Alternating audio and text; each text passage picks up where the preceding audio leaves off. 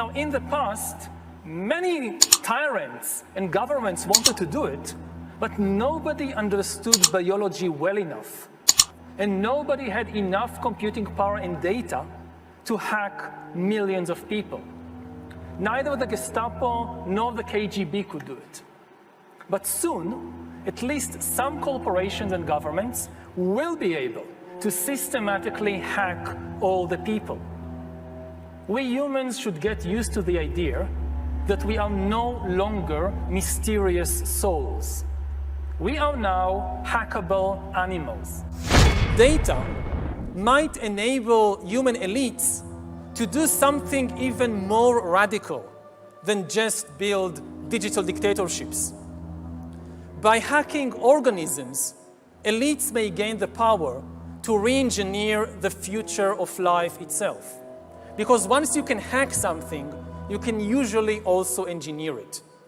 And if indeed we succeed in hacking and engineering life, this will be not just the greatest revolution in the history of humanity.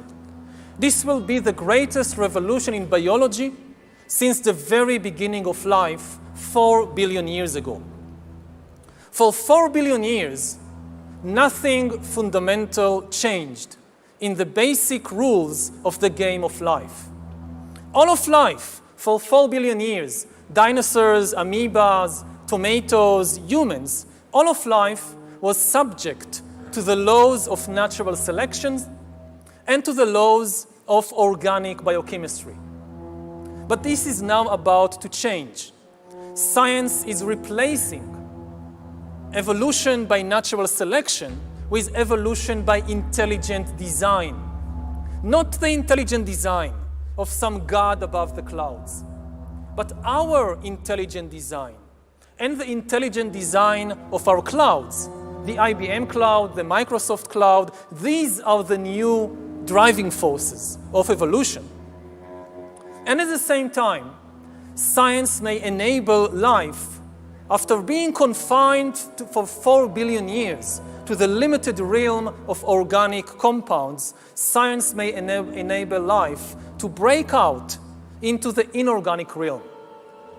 So after 4 billion years of organic life shaped by natural selection, we are entering the era of inorganic life shaped by intelligent design. So does the data about my DNA, my brain, my body, my life, does it belong to me or to some corporation or to the government or perhaps to the human collective? Humans are now hackable animals. You know, the whole idea that humans have, you know, they have this soul or spirit and they have free will and nobody knows what's happening inside me. So whatever I choose, whether in the election or whether in the supermarket, this is my free will, that's over. Free will, that's over. That's over.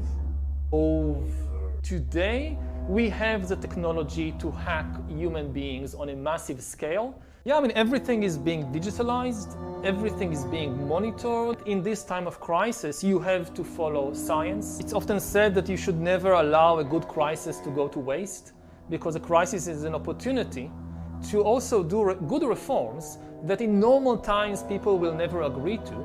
But in a crisis, you see, we have no chance. So let's do it. Vaccine won't help us go the to vaccine the test, of course. will help us, of course. It will make things, you know, more manageable. Surveillance. People could look back in 100 years and identify the coronavirus epidemic as the moment when a new regime of surveillance took over, especially surveillance under the skin, which I think is maybe the most important development of the 21st century, is this ability to hack human beings, to go under the skin, collect biometric data, analyze it, and understand people better than they understand themselves. This, I believe, is maybe the most important event of the 21st century.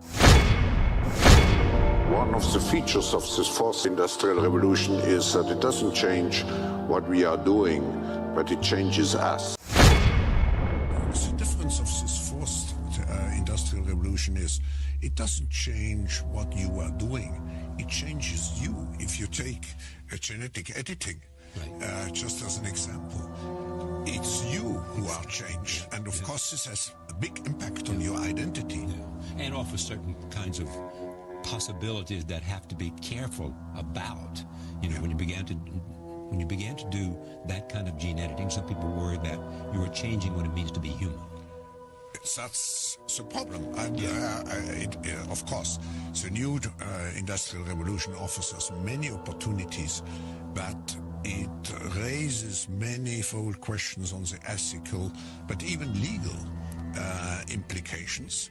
And we have to be prepared for it, and that's what we want to do in Davos next year. Talk about technology and how the ways it can be deployed, that contribute to growth rather than exacerbate unemployment. How will that implement itself? It's a big question mark, because there is a fear that technology, robots, just to take one you gain element, productivity from machines. Exactly, and it replaces maybe the workforce or jobs faster than we can replace them with new jobs.